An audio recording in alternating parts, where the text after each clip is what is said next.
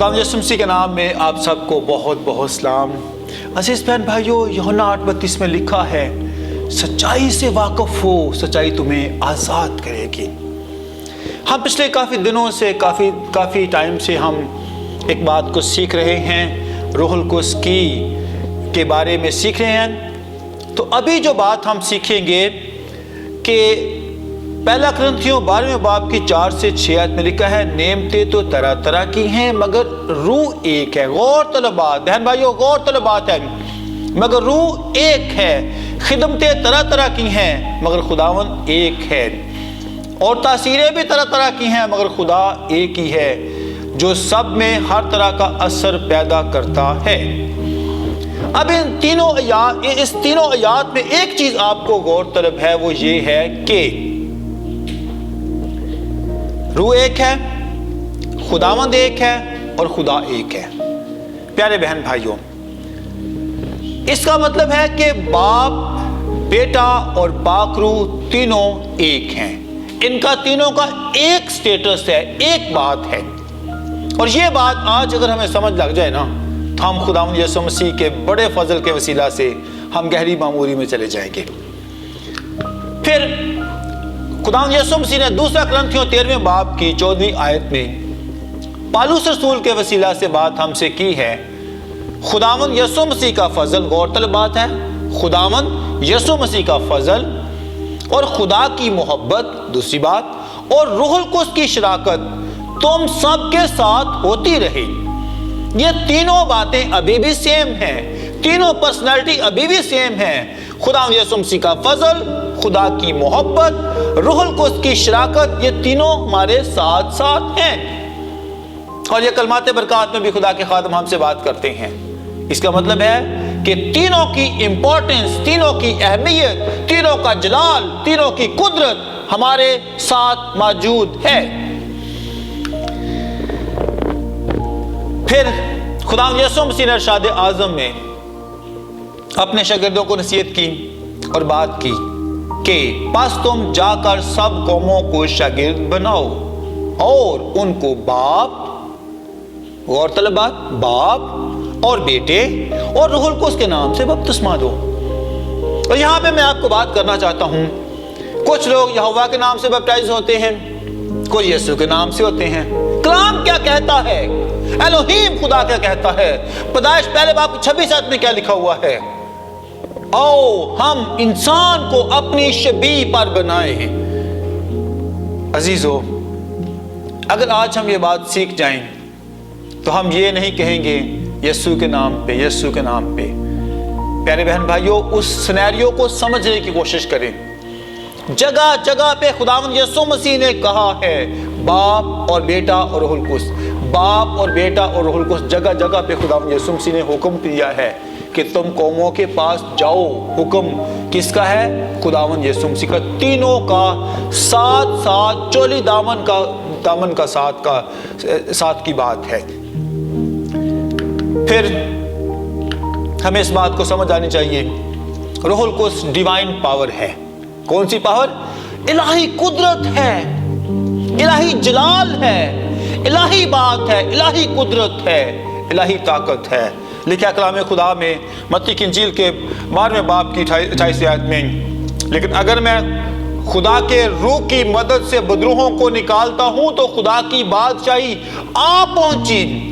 यहां पे आप देखो, खुदा बाप मौजूद है, खुदा यीशु मसीह मौजूद है, पाक रूह मौजूद है, और खुदावंद यीशु मसीह खुदा बाप के रूह की बात करके गवाही दे रहे हैं कि मैं बदरूहों को, खुदा की बादशाही की बात है, बदरूहों को निकालता हूं, खुदा की बादशाही तुम्हारे नजदीक है। और लूका 11 बाब 20 में लिखा है, लेकिन अगर मैं बदरूहों को खुदा की कुदरत से निकालता हूं तो खुदा की बादशाही तुम्हारे नजदीक है। यानी आप इस बात में देखें कि इलाही कुदरत, इलाही जलाल सिर्फ और सिर्फ पाक रूह के वसीला से है, इसके अलावा किसी और के पास है ही नहीं है। अमाल 19 बाब 11 और 15 गौर से पढ़े। खुदा पौलुस के हाथों से खास खास मौजज़े दिखाता था। और 15वीं आयत, बुरी रूह ने जवाब दिया, उनसे कहा, यस्सु को तो मैं जानती हूँ। इस हवाला को गौर से आप पढ़ें प्लीज, 19 बाब पढ़ें। और यहाँ पर बदरूहें गवाही दे रही हैं, हम यस्सु को भी जानती हैं, हम यूहन्ना को भी जानती हैं, हम पौलुस को भी जानते हैं, तुम किस कुदरत के साथ आए हो। अजीजो, रूहुल कुद्स, खुदावंद यीशु मसीह, आसमानी बाप, इन तीनों को दुनिया जहान की कुव्वतें जानती हैं, गैर कौमें जानती हैं, उम्मतें जानती हैं। हर शख्स जानता है कि पाक रूह मौजूद है, हर शख्स जानता है कि पाक रूह की कुदरत मौजूद है। इसलिए ये डिवाइन पावर है, माफूकुल फितरत कुदरत है, माफूकुल फितरत बरकत है। और इस बरकत को अगर जानता कोई नहीं है तो शायद हम नहीं जानते, हम जानते बूझते भी इग्नोर करते हैं। इस बात को गौर से सीखने की जरूरत है। रोमियो 15वें बाब की नाम 19 आयत पढ़ें प्लीज। यहां तक कि मैंने यरूशलेम से लेकर चारों तरफ अलरिकम तक मसीह की खुशखबरी की पूरी मुनादी की। गौर तलबात, पूरी मुनादी की। कैसे कर ली पूरी मुनादी? कोई शख्स यहां पर पूरा काम नहीं कर सकता जब तक पाक रूह उसके साथ ना हो, आसमानी बाप उसके साथ ना हो, खुदावंद यीशु मसीह उसके साथ ना हो। और ये सारी बातें हमें इसलिए समझ आती हैं कि खुदा का पाक रूह हमारी जिंदगियों में गहरा काम करता है। मेरे प्यारे बहन भाइयों, रूहुल कुद्स हमें अपॉइंट करता है, भेजता है खुदा के काम के लिए, ग्रेट मिशन के लिए, अरशाद आज़म के लिए। खुदावंद यीशु मसीह ने जो अपने शागिर्दों को हुक्म दिया था उसको पूरा करने के लिए पाक रूह भेजता है। अमाल की किताब देखें प्लीज, उसके 13वें बाब की पहले 4 आयत देखें कि अंताकिया में, कलीसिया में नबी, कलीसिया में मुअल्लम और शमौन काला और बहुत से लोग, खुदाप्रस्त लोग मौजूद थे। किस बात के लिए मौजूद थे? आइए हम इसको पढ़ते हैं, इस बात को देखते हैं। 13वें बाब को आप गौर से पढ़ें प्लीज। यहाँ पर बड़ी खूबसूरत बात है कि पौलुस क्रेनी और मनाहीम जो चौथाई मुल्क के हाकिम हेरोदेस के साथ पला था, और सऊल, और जब वो दुआ कर रहे थे, इबादत कर रहे थे, रोजे रख रहे थे, तो रूहुल कुद्स ने कहा, सुने प्लीज, तो रूहुल कुद्स ने कहा, मेरे लिए बरनबास और सऊल को उस काम के वास्ते मखसूस करो जिसके लिए मैंने उनको बुलाया। कौन बुलाने वाला है? पाक रूह। भेजने वाला कौन है? पाक रूह। सिर्फ और सिर्फ पाक रूह की कुदरत है जिसके वसीला से ये लोग गए हैं और एक बड़ा काम किया गया है।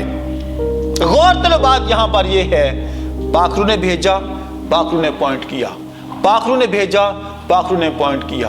और अपॉइंट करने वाला, भेजने वाला सिर्फ और सिर्फ पाक रूह है। हम अपने तौर पे कुछ नहीं कर सकते, अपने तौर पे कोई भी नहीं काम कर सकते, अपने तौर पे जीरो हैं, बिल्कुल जीरो हैं। फिर मत्ती की इंजील के 9वें बाब की 38 आयत पढ़ें। खुदावंद यीशु मसीह ने अपने शागिर्दों से कहा, क्या कहा? बस फसल के मालिक की मिन्नत करो कि अपनी फसल काटने के लिए मजदूर भेजे। फसल के मालिक, मालिक कौन है? हम क्या हैं? किसने हमें बनाया है? हमारा बनाने वाला, हमारा तख्लीक करने वाला खुदावंद यीशु मसीह नासरी है, आसमानी बाप है, रूहुल कुद्स है। और रूहुल कुद्स हमारे दिल में बात डालता है कि फसल बहुत है, इस फसल को बटोरने के लिए हमें काम करने की जरूरत है। और फिर अमाल 20:28 में लिखा हुआ है, बस अपनी और उस सारे गल्ला की खबरगिरी करो जिसका रूहुल कुद्स ने तुम्हें निगहबान ठहराया। किसने निगहबान ठहराया है? रूहुल कुद्स ने। इंसान निगहबान नहीं ठहरा सकता। कौन इंसान होता है कि वो कलीसिया की हिफाजत कर सके, कलीसिया के लिए काम कर सके? पाक रूह है, पाक रूह, रूहुल कुद्स सिर्फ इंसान को अपॉइंट करता है, इंसान को खड़ा करता है। और खुदा की कलीसिया के लिए गल्ला बानी करो, اپوائنٹ کرو، غلہ بانی کرو، جس نے اپنے خاص خون سے اس نے مول لیا ہے۔ تو یہ بات آج ہمیں سمجھ ہونی چاہیے، ہمارا بھیجنے والا، ہمارا اپوائنٹ کرنے والا، ہمارا کمیشننگ کرنے والا کون ہے؟ صرف اور صرف پاک روح ہے جو ہمیں بھیجتا ہے۔